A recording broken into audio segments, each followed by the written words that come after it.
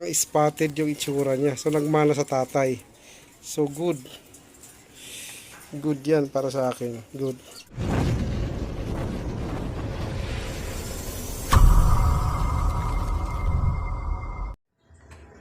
Hello guys. So ito naman yung pair natin na yung babae natin ay albino na ringneck dove. Ito is hybrid yan. Hybrid ng ringneck dove tsaka ng spotted dove. So hybrid na siya, crossbred na. So yan yung lalaki. So yan. Ito yung babae. So itong ringneck dove. So bagong ano ko to, mga tatlong itlog na rin sila pero hindi sila iinakay, hindi nagpipertil dahil nga pag mga crossbreed na ganyan medyo mahirap talaga. Mahirap yung ibibreed mo yung albino sa ibang lahi ng ibon kasi ito ano naman to parang spotted na to, pati yung behavior nito spotted pa rin so mahirap yung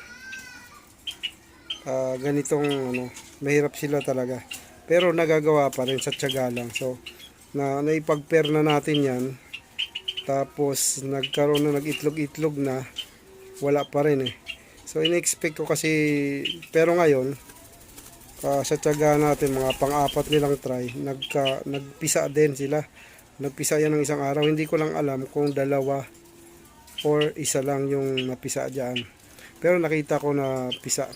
So pag yung anak nila medyo mamula-mula, hindi ko pa kasi nakikita so mana dito sa nanay.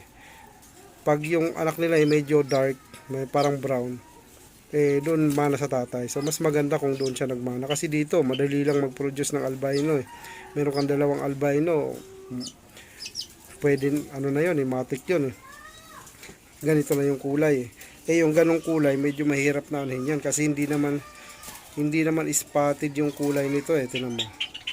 Light na pagka-spotted na yan Lighter color na. Lighter color hindi na siya spotted yung kulay. Yung pure na spotted kasi dark yung pagka niyan, brown, tsaka malaki yan. May pagka-violet yung ibang part niyan So iba yung kulay talaga niya. So titingnan natin ngayon kung ano yung tsura ng inakay niya. Tingnan natin kung masisilip natin. Hopefully dalawa o isa lang. Tapang ko. Silipin lang naman. So isa lang.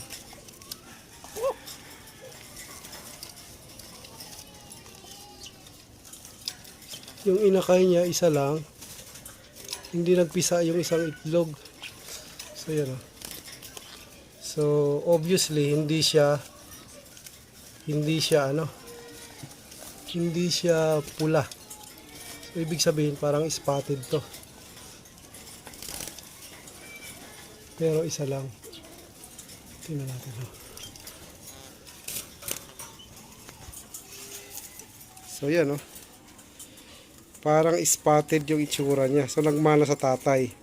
So good. Good yan para sa akin. Good. Hindi siya albino. Kasi kung albino so maaring mag-produce to ng ibang Yan, nagmana black siya hindi siya Focus ka, focus. Ayan. So hindi siya albino. Mas maganda kasi spotted yung pinagmanahan.